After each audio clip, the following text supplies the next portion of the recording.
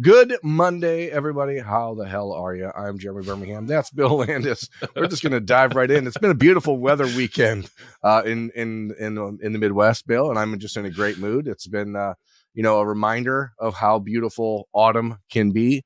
And to Autumn's husband, congratulations, man. She's great. For you, Bill, it's Monday, as we know. We talk about what happened on Saturday. And Ohio State played, and we talked about it in snap judgments after the game. Probably the weirdest 44-point win in the history of Ohio State football because it didn't feel good for most of it. And as Austin and I were discussing the game heading out of the stadium on Saturday, he brought up something that I feel like is probably correct, and I don't like to give Austin credit for anything, and we know that, but he said that in general, Ohio State fans don't remember what real football is like. And I think that might be correct because a normal game for most teams around the country is you trade 4 or 5 punts, you back your way into a touchdown, or 2 or 3, you settle for a field goal here and there, and you win 27-21, or you lose 27-24. And Ohio State's winning every game by 40 points, and it feels like you can find more negatives than positives. As you rewatch this game and take away the weirdness of what happened on Saturday and look at it from a 10,000 foot perspective, was it as weird as you thought? No. Well, I think that the things that got the offense kind of bogged down, I think were pretty clear and explainable on rewatching it. And I felt it watching the game too. We sort of talked about it on the post-game snap judgments. Like, they just had a really hard time running the ball because Iowa was selling out to stop the run. And it's like, well, that's not weird. I guess it's weird that Ohio State was slow to adjust, but like, it wasn't bizarre. We've seen that happen before. So no, I don't think it was like an anomaly of a game or anything like that. It is odd to kind of feel the way you felt as it was happening and then look up at the scoreboard like, oh my God, they have 54 points and 47 of those were by the offense. But I think the things that were issues, and there were issues for sure, are things that can be corrected. And also, I do find it encouraging that they were able to figure it out in the end against a defense that turns out is pretty good. Like, definitely the best they've played. Honestly, maybe the best they're going to see all year until they get to the playoff, assuming they get that far. Yeah, I looked at it, and from just a big picture point of view, I think one of my biggest concerns, and I think, we asked about that on snap judgments, like, is it fair to look at this game and say, okay, there are now concerns moving forward? One of my biggest concerns is that I worry Ohio State's offense is too predictable. And because when you have probably the best quarterback in the country, when you have the best group of receivers in the country, when you have a tight end capable of doing the things Cade Stover is capable of doing, when you have 2 running backs that are versatile and multi-purpose like Ohio State has, I don't think that a defense should be able to just know that you're going to run the ball on a stretch play, like every time that you do it. And it seems like Iowa knew that was coming every single time. And watching the game live, I felt like Ohio State got stuffed in the backfield like 9-10 times. And it was, they had 5 tackles for loss for Iowa, which is still more than we're used to seeing when Ohio State's playing. But it did seem like they had a pretty good sense of what Ohio State was going to do on most plays. And that is a concern to me. And I don't know if it's just because Phil Parker's been around for so long that he sees things. He knows Kevin Wilson very well. He understands those tendencies. They've coached against each other for 20 some years, but it was a little concerning to me. And I guess the question is, as you spin that forward, is that a concern moving ahead, or is it just a concern when you get to Michigan? No, I think it's a concern. I would not say that it's been an issue for Ohio State all year. And maybe part of that is because they've just not played great defenses. Like, I want to make sure to give Iowa proper credit here because they're really well coached. And I think we're a step ahead of Ohio State for the majority of the game. So you do credit them. But 2 tendencies are developing for Ohio State when it comes to running the ball. And the first is, like, when they get in the pistol, they're running stretch to the boundary. And it's been a really good play for them, but it was not against Iowa, and Iowa was selling out to stop it. And more often than not, they did stop it. And the other is that when they're in short yardage and they're in the shotgun, they're probably going to run like tight zone or duo, which are pretty similar plays. And there's no quarterback run threat. and it's pretty easy to stop, and it's not been a successful play for them. And Iowa teed off on that play as well, and it felt a little bit like last year, like toward the end of last season, when it was like, oh, they're in pistol or they're under center, they're going to run the ball, or they're in shotgun and they're going to throw the ball, and it was too predictable. And I think like they knew that coming into this year, because up until this week, I think they've done an excellent job of breaking tendencies. It just felt like in this game, they leaned way too much into them, and Iowa is too good to do that. So Iowa just shut it down. Now, yeah, it maybe part of that is like they know what's coming down the road, and they figured they could beat Iowa, 13-0 if they had to, and they didn't want to put too much out there. But I think they're going to need more against Penn State, and they're definitely going to need more against Michigan. See, I think there's at least a thought in my mind that what they were doing was testing the offensive line and saying, we're not going to do anything special. Are you guys tough enough to just go out there and beat them when they know what's coming? And because, as you said, like, you could beat Iowa by scoring 13 points if that's all it took, because their offense is so bad. Oh, my goodness. But I don't love that feeling moving forward, because you don't want to have the opportunity to, like, intentionally mess up confidence on a group that's been playing pretty well. And there, it wasn't all on the offensive line. As you rewatch it, I mean, I said on Saturday that they got their butts kicked pretty good at the point of attack. And a lot of times, a couple of specific plays, the sack fumble that led to Iowa's touchdown, that's just Donovan Jackson picking the wrong guy and going with him. And then the stunt completely just fooled him. That's unusual. Donovan Jackson is maybe the best offensive lineman on the roster, and just whiffed on that play. That said, CJ Stroud needs to chuck it or duck. You know what I mean? Like, you see that guy coming straight at you, you're at the 13-yard line. You can't just try to bounce off the hit. At that point, you see him coming, throw it away or hit the dirt. It's that type of turnover is avoidable, because sometimes you just need to take your loss and move on. And ultimately, as we talk about Stroud, I think that is the one area where I would like to see him continue to grow, because he does not seem content with taking a loss sometimes, and living to see another play. And that's the same thing that happened on the interception on the first play of the second half. The Iowa had really good coverage. He's standing in the pocket for 8 seconds. He throws it into triple coverage and tries to force it into a basket that there's just no reason he should have tried it. Now, whether or not that's actually an interception, that remains to be seen, because that guy did not catch the ball. But, he did not, which I didn't realize watching that live. He definitely did not catch that ball. But the fact is, he should have caught the ball, or someone on Iowa should have picked that off, because CJ was throwing it up for grabs in that situation. And that, he did the same thing actually in the fourth quarter, where he threw it up for grabs to Marvin in the end zone, and it nearly got picked off. And then 2 plays later, threw an interception that got overturned because of an offsetting penalty. So as good as Stroud's numbers ended up being, there were 3 or 4 plays where you just like, man, you want to get those back. And he told me after the game, like, it was probably 4 or 5 plays that if he took those back, people would be saying a whole lot of different things about the way that performance was. And I tend to agree with it. I agree with that too. And he's fluctuated a little bit over the last few weeks in how he deals with pressure in his face. I think like a couple weeks ago, it felt like he wasn't stepping into throws. And then I guess it was in the Michigan State game, maybe, or was it with the Wisconsin game, where like it didn't matter who or what was around him. He was stepping into it and ripping the ball all over the place. And then in this game, I think Iowa lit them up a fair amount, probably more than they were expecting. But CJ had a tendency to like drift backwards a little bit, which I don't know that I've noticed a whole lot from him before this game, but it caused him to be a little short on a couple of throws, like a couple to the end zone. One, like they wanted the pass interference against Jackson, and it's just like the ball wasn't thrown well enough to get it. I think if CJ would have driven it to him, then maybe they would have gotten it. There was like a 50-50 ball to Marvin in the end zone that was short because CJ was kind of off his back leg again. So I think that one, Mayan that's in the second quarter.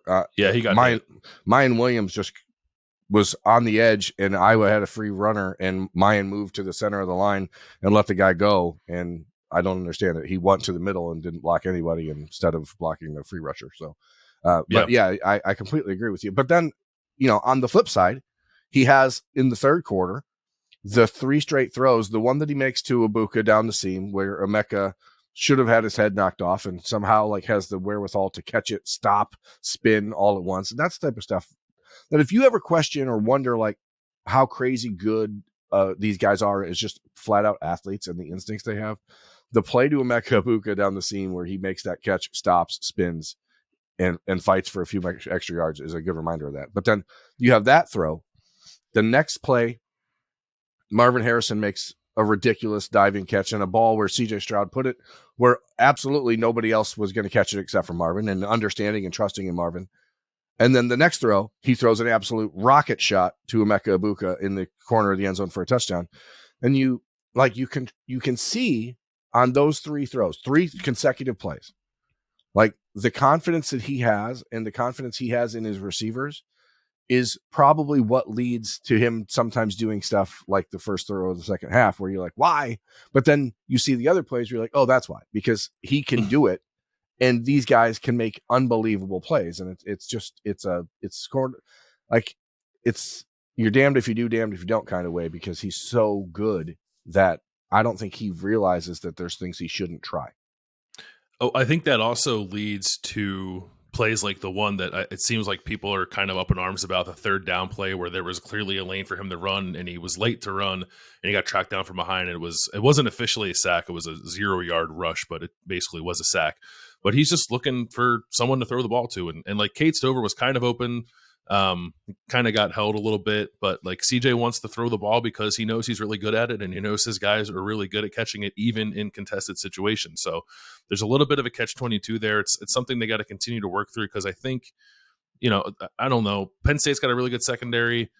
Michigan's defense, I think, is pretty good. Like, these receivers aren't going to be wide open all the time. And CJ, I think, probably has to have a little bit better decision-making sometimes where he's got to get those yards or throw it away or do whatever. Just I don't mind 50-50 passes, and these guys are really good at them, but I don't want to see an offense become reliant on them. And it feels like that's happening a little bit. And at least in this game, it was a little bit to their detriment. Yeah. I think in some ways that CJ views running for 5 yards and a first down as a loss. And it's not. Like, you have to keep the chains moving. And that is something that was a problem or an issue for him a year ago. It's not a problem. I hate to use that term even because he is so successful in throwing the ball, but it's the goal is to keep the chains moving. Yep. And he has 25 yards ahead of him of green grass. Take it and then move on to the next play. Because the thing about this offense is that if he's not in a rhythm passing the ball, then they can't go tempo. And if they go tempo, they're unstoppable. And so he has to get into a rhythm. And sometimes, and you mentioned it with JT Barrett on Saturday on Snap Judgments, like sometimes JT needed to get hit a few times before he really kind of sunk into the game.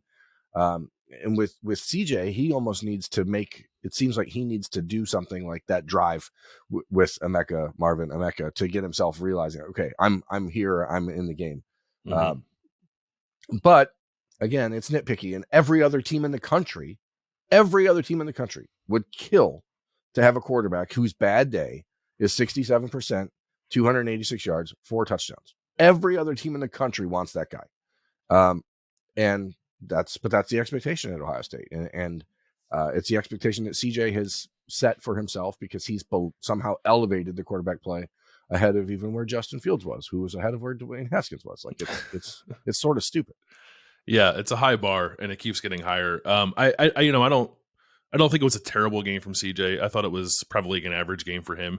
He did make a couple. All the throws you mentioned were good. That ball to Julian Fleming on the 79-yard touchdown was unbelievable. A great throw. And even like one that people probably don't think have like stored in the memory. There was a ball where he had to get back to like his 4th read in the progression to Marvin Harrison Jr. to pick up a first down. Like, that's a really good play too. It doesn't, in the grand scheme of things, maybe you don't remember it, but he was just a little hot and cold, I think, throughout the game. And part of it was their inability to run the ball, I think, put them in some tough situations too. Like, it's not realistic, I think, to keep asking someone to convert 3rd and 7, 3rd and 9 all the time. So they got to stay on schedule a little better than they did in this game. Yeah, and again, I look at what I want out of CJ Stroud is to make sure he's not making the same mistakes twice in the game. And you saw in the second quarter, they had the play action and he rolls out. Marvin's wide open on the flank for a touchdown, and he overshoots him. Mm-hmm. 4th down in the 4th quarter, they do that to Mitch Rossi, and he puts it exactly where it has to be. Both times, however, the concern for me is that Iowa also saw what was coming, and they adjusted much better the second time, and were in CJ's face multiple back-to-back plays where they tried to roll him out and bootleg him to the right, where Iowa was right through there and in his face, where CJ had to escape. And the one, he did the other extended play where he found Cade Stover on that little 3rd and 9 play where Cade jumps over the guy. Like he's showing progression in his ability to move around in the pocket. We talked about it all year, but sometimes it's just like step up and go and get the 8 yards yourself instead of having to do all the weird stuff. But Yeah, we could talk about CJ Stroud a lot, but I have a lot of notes, and I don't know if there's too many notes, but let's just go from here. We know Zach Harrison played his best game as a Buckeye. To me, the most impressive thing, and seeing this on field level, was Zach seems to be turning into like the energy leader of the defense on the field, which is not something I would have expected. He's the guy that's out there like pumping up everyone else and imploring the crowd to make noise. And that is a role that I didn't foresee him developing into. But you can tell he's playing very, very loose. And my goodness, like that first step against Iowa was as good as like we've been waiting for that Chase Young moment from Zach Harrison. And we were pretty close to seeing that on Saturday. Yeah, I like when you can like pause a play right as a ball snapped and then see who's already moved. And like Zach was in this game anyway. Zach was the guy who was moving first before anyone on offense and defense was moving across the ball. It was definitely his best game. I find it very hard to analyze the defense coming out of this game because Iowa is so bad on offense. And like I think I've said it after every game this year. They can only play who's in front of them. They've not played a good offense yet to this point in the season. I guess they'll play a pretty decent one this coming week at Penn State. But they continue to perform well, and Zach does feel like he's building some momentum. He had was it the first sack, I think. They ran like a pretty cool stunt with him and Jack Sawyer, kind of the same thing, like mirrored on opposite sides. And he had like an outside jab step and just like totally got that tackle off balance and then just ran right inside of him. And like for a guy who's 6'6" and 270, pushing 280 pounds to move like that is not normal. He's not a pure speed rush guy like the way a Chase Young was, and he can't like really bend that corner the same way that Chase did or the Bosa's did. But when he can get that tackle to, hesitate even for a second, Zach's going to win more often than not. And I think that happened a lot. Yeah. And what he's doing is when he's not winning, he's still making plays. He's still impacting throwing lanes. I mean, he got the tip ball when Iowa had the 3rd and 1 or the 3rd and goal from the 2-yard line, backed up against in their own end zone. He's the guy that tipped that ball in the end zone on the 3rd down play. He's just finding ways. He did that, 2 weeks ago as well, or did that against Rutgers and tipped the ball that led to an interception. Like he's doing these things that are the little things that other guys just seemingly aren't doing when they're out there in his place. And that's really impressive to me. Yeah, he did it in 20 snaps too. Yeah, exactly. And that's the thing. Like I understand that. I mean, I guess I don't understand, but whatever. As long as these guys are all healthy and fresh and playing the meaningful reps, then I guess that's what's important, right? I guess. I wonder. Mayan Williams on the first couple carries of the day that he had looked pretty good. And I'm wondering if he also, like Jackson Smith and Jigba, seemed to like slightly re-aggravate something from an injury that he's been dealing with, because after the touchdown run that he had, he did not look the same the rest of the game. And we have not seen Mayan like dance around like that at all this year. So it was a little concerning to me, or disconcerting, that he looked so tentative running the ball. Yeah, I don't know if he re-aggravated something, or maybe he just hadn't played in a while, and the wear and tear got to him much sooner than you were expecting. But there was a little bit of hesitancy. I think it's hard too when you're running in a game like that, and there were, I don't know, I want to say probably like 30% of Ohio State's run plays, those guys were getting the ball and there was a white jersey in their face. Like, and sometimes they made that guy miss, and sometimes it was a 3 or 4 yard loss. So that's tough sledding, and I think that helps create hesitancy as well. But both backs, Travion Henderson and Mayan, both were probably at times a little too eager to try to bounce stuff outside when maybe they could have cut stuff inside and gotten 3 or 4 yards instead of taking a loss or a 0-yard gain. But I think part of that is a poorly blocked game up front. Part of that is Iowa really selling out and sending extra bodies. And I think part of it is, too, that neither one of those guys has had a real opportunity to get into a great rhythm because they've been so banged up. So I don't I don't recall like a singular moment where I was like, oh, it looks like Mayan hurt himself again, but he did look a little out of sorts. But I'm more attributing to that to just like lack of reps than anything else. And I thought Travion actually played a fairly decent game. Like he had a couple, 5, 6, 7 yard runs where a couple times you could see he was visibly frustrated. Second quarter, Ohio State was in the red zone and he slipped and fell and he was super mad about the field. You could tell that there was some real frustration coming there. I don't think he played a poor game by any stretch.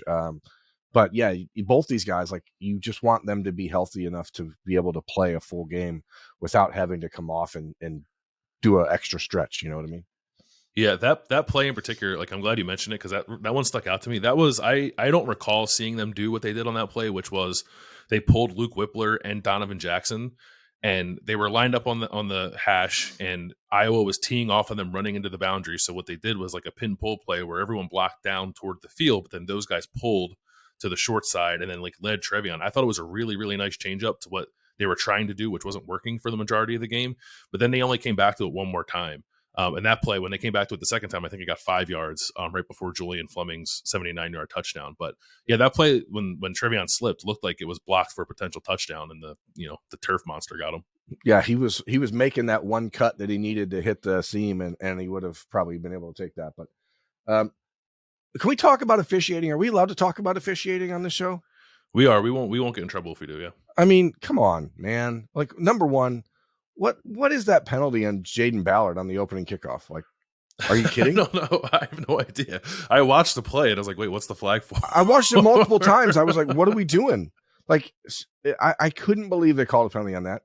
I don't care really, as you said. Like, I think that the Jackson Smith and Jigba non-call in the end zone probably gets called if CJ Stroud throws a better ball, as you said earlier. But to not call that and then call the one on Tanner McAllister, which leads to Iowa's only offensive points of the game, because then that puts them over midfield and then they get the field goal. That's terrible. That ball was uncatchable. And then I'm telling you what, I was a very good defense, but I think that they're allowed to be extremely handsy with their cornerbacks. Yeah. And that was you could tell that they were doing a really good job of disrupting the timing of some of the routes because they were holding Emeka Ibuka in a number of instances where he just wasn't allowed to get out of a break. And it was just okay. And then obviously the offensive line, perfect again. It's unbelievable. It's weird how they didn't. Yeah, they didn't do anything. It's pretty crazy how no Ohio State opponent ever holds. Pretty awesome to see, actually. It's great to see such a clinic every week. I thought the let's call it like aggressive rerouting by Iowa's defenders against Ohio State's receivers was the one that stuck out as like most egregious to me. It's good physical defensive play and necessary against Ohio State's passing attack, and I think not enough teams try to do it. But it did feel like there was a time or two where maybe it crossed the line and probably should have warranted a flag. I agree. Okay, I need to take a break. We're going to go to a commercial or an ad or a sponsor, whatever, and we'll be right back with the second part of this breakdown. Okay, Bill, I've goose frabad my way out of that. I just don't understand it. Whatever. What else I got? I have so many notes. It's kind of good. Unbelievable. It's good. Is it time to talk big picture? Should we talk freshman new flash? What do you want to talk about? Also, I think it was Cam Martinez who punched out the fumble on the Kai Stokes, the one that Kai Stokes is being credited for a forced fumble on. I think it was actually Cam Martinez who punched it out. I'd have to see it from another angle, but I think it was Cam who punched it out. I'll have to check the tape. I have to be honest. I did not rewatch that play, and also I missed it live because I was walking down to the field as it happened. Kai was holding the guy and dragging him to the sideline, and Cam came up, and I think Cam ripped it out as he was being held up. So it should have been probably a half and halfer, but whatever. Paulier Neoteote gets the fumble recovery. For a guy who doesn't get on the field a whole lot on defense, Paulier finds a way to pick up fumbles a lot. Whatever. He is, he's a ball hawk. I liked some of the stuff they did with the extra linebacker out there, like creating more of a 5-man defensive line, whether it was Paulier or Cody Simon, who I thought played like a really good game for the little bit that he was out there. And like rewatching it, all I kept thinking to myself, like, oh, they're going to have to do this against Michigan. Yeah. And I thought it looked pretty good. We saw Sonny Styles in that kind of role against Wisconsin. I like maybe the beefier kind of player if the idea is just like you're going out there to set the edge. So that's I don't know if we'll see it the next 3 weeks, but I think we'll definitely see it when Michigan comes to Columbus. Yeah, I just don't think you'll see it against anybody who's not Iowa. They have no wide receivers who can do anything against you. I like Caleb Johnson, Iowa's freshman running back. I think he's going to be an NFL type player. He's going to be one of those guys over the next 3 years who ends up being like a Big Ten rushing leader or something. He's a pretty good player. I agree totally. Cody Simon played very well in his time out there. I just like to see him firing around out there, but also it's Monday morning when you're watching this, most of you, the rest of you who are watching in the afternoon or evening, whatever. It's a good time to remind everyone that Tommy Eichenberg is the best linebacker in America. And here's why. First quarter, he jumps a route and should have had a pick six in the first quarter. And he didn't get it because I think this was Iowa's second possession. Tommy was like trying to just hit the tight end instead of catching the ball because he likes to hit people. And then later in the second quarter, when he has the pick six, you could see like his mindset changed. He was like, okay, I know what they're going to do, and I'm just going to wait this time, and I'm not going to drive through the guy. So I just love to see what he's doing. And he should have had a fumble recovery, but Javonte Jean-Baptiste decided to sit on it instead. It's just a mark. I mean, I'd say this every single week, but I cannot believe how good Tommy Eichenberg is. It's ridiculous. Yeah, I don't really know what else to say about him other than he's been excellent, and it continues to blow me away how much better he's gotten, and he seems to get better every week. I was looking at some of the numbers. He's like fourth in the Big Ten in tackles, but I think like I won't pretend to be an expert on every single Big Ten team, but I like. What do you think of his candidacy right now for like Big Ten Defensive Player of the Year? I think if you're talking about who the most impactful player is on any defense in the Big Ten, it's Tommy Eichenberg. He has completely changed the Ohio State defense. And we saw it, glimpses of it in the Rose Bowl, but you thought, okay, this is a game, doesn't matter. It's Utah. Whatever happened at halftime of the Rose Bowl, like bottle it up and sell it, because we are talking about a guy that just flat out sees everything before it happens. Multiple times in this game against Iowa, he was in the backfield before Iowa's running backs had any idea what was going on. He just sees and diagnoses things so well. I can't pretend. This is what happens in the Big Ten, because Illinois is having a good year and they're playing good football and they're going to win a bunch of awards that people are going to be like, oh, well, Illinois wasn't expected to do this, so they're going to get the awards. Tommy Eichenberg is the most important player on any defense in the Big Ten, period. Take him off that field for Ohio State. Every time you take him off the field for the Buckeyes, we see what happens. Every time. Yeah, I agree. Flashy freshman. Caleb Brown gets his first catch. That's nice to see. He's a guy that's got a little wiggle. Can we include Jordan Hancock in flashy freshman? I don't see why not. Like, can we bend the rules a little bit? I thought he looked really good in limited sample size. There was like a play where like he spun to the middle of the field as a deep safety and then came up and helped with a run stop. There was a shot down the field where I thought he had pretty good coverage on a play. And I think he is going to be needed in a significant way next week at Penn State. The shot down the field was interesting to me because that's a play we've seen a couple times this year where Denzel Burke or Cam Brown have lost their guy. And it's sort of turned into a weird 40-yard catch for some reason. And Jordan did not lose his guy. And I think that was encouraging on that play. That was in the third quarter, I think, for Iowa. So that is certainly a play that was on my mind. I actually think J.K. Johnson, playing most of this game matched up against tight ends, played pretty well for a guy who's his size. Iowa, they're so weird in the way that they run offense that they're splitting out not one, but two tight ends.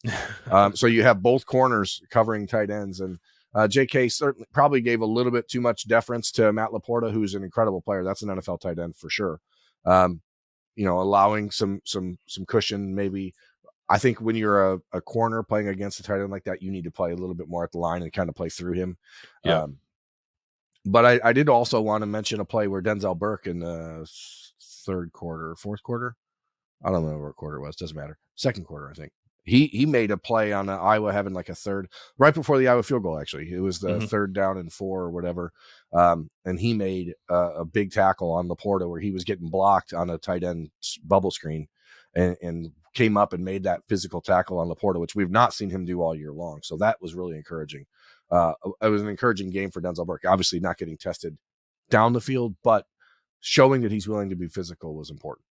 Yeah, he had to get in on the run a couple of times too, like help set the edge on some of those plays, just because the way that Iowa aligns formationally. It was not a game for corners to get tested by and large, but that even that play by Denzel in the flat against Laporta on the screen, that's just an area of the field where the corners have missed too many tackles this year, and that was a really nice play to see Denzel make, to kind of stick his head in there, play physical, and make a stop and hold Iowa to a field goal. I have a few other notes, and I was just laughing at myself because I was rewatching this game on Saturday night about 2:30 a.m. and I had been home for a couple hours and allowed myself to have a bourbon. And one of my notes was, Brian Ferentz has nice hair. He does, doesn't he? Yeah, nice coif, Brian Ferentz. Yeah, he walked by me on the field. What's the afterward. upside? Like, your hair is the upside. Yeah. He's got some great lettuce there. Here's another note. Why not try to block a punt? You know, Iowa was not. If you rough the punter. So this is second quarter. 5 minutes to go in the quarter. Ohio State punts, pins Iowa at the 3-yard line. They take a penalty. Now it's 1st and 11.5 from the 1.5 yard line. They dive into the line. They do nothing, as we know they were going to do nothing. They have to punt from the very end line. Your return game is not good for Ohio State. You know I was not going to score. They're certainly not going to go 85 yards and score a touchdown on you. So why not try to block a punt? I think because you can be reasonably sure that you're going to get the ball in plus territory, and you'd hate to ruin that by roughing the punter or doing something stupid that like allows the punter to get out and like run for a first down. Oh, he tried that once. He did. Brilliant play. Caden Curry said, no, thank you. Note to Iowa's punter, who is one of the best in the country. If you're going to run, just run. Like, that's all I'm going to say. You're a punter. You're not designed for dancing. Okay, Bill. Okay. What's the biggest concern after this game as we head into Penn State? Let's not do like the macro look. Let's take it the micro look. As you look ahead now to Penn State, Ohio State at noon, and Happy Valley, Beaver Stadium next Saturday. Penn State coming off an emotional victory over Minnesota in the night out game. What's the biggest concern? Offensive line play, running the ball. They gotta block it better. If they find themselves in situations where they're allowing Manny Diaz to just sort of like tee off with his defense and blitz CJ Stroud in obvious passing situations, I think it's going to be really hard for Ohio State to move the ball consistently on the road against Penn State, and they can help themselves by running it better on 1st and 2nd down, which prior to this game, I think they had done a really good job of. But they have to clean it up both in that regard and also in the red zone. Like, you can't be burning timeouts and being unsure of yourself because you can't rely on your offensive line's ability to block for 2 yards to get a first down or a touchdown in the red zone. So it's not been a persistent year-long problem, but it was always going to be about if they were able to execute in those situations in these kind of games. So that is my biggest concern at the moment. Yeah, I think Manny Diaz is going to bring a lot of pressure against CJ Stroud because that does seem to be the way to get to him.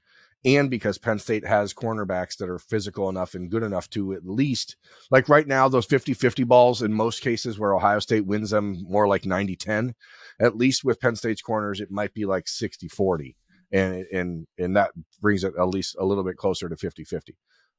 My biggest concern, and I know it's stupid because you're talking about Penn State's offense, which is it has skill players that can hit home runs on you in Nick Singleton and Parker Washington. Like they've got good players at skill positions. But we've seen the one thing today. It's Sunday when we're recording this newsflash. It's National Tight End Day. Nice. And the tight end is always open. Have you ever heard that? I have. The tight end is always open. And Penn State has very good tight ends, similar to what Iowa does. But Penn State's are much more athletic, I think, than Iowa's are, with guys like Brenton Strange and Theo Johnson, each of which Ohio State actually offered a scholarship to and wanted. These are players that, with a slightly better quarterback than Spencer Petras in Sean Clifford, then you do have at least some concern that if you don't find a way to hem those guys in, that's how you keep drives extended. And I think Iowa did a nice job at times of showing like, hey, we could just get 5-6 yards at a time to the tight end. And that seems to be the area of the field that I'd be concerned about. That is an issue for me heading into Penn State. But also, I think just understanding that Ohio State's cornerbacks still have not been proven, and Penn State will take some shots with Parker Washington.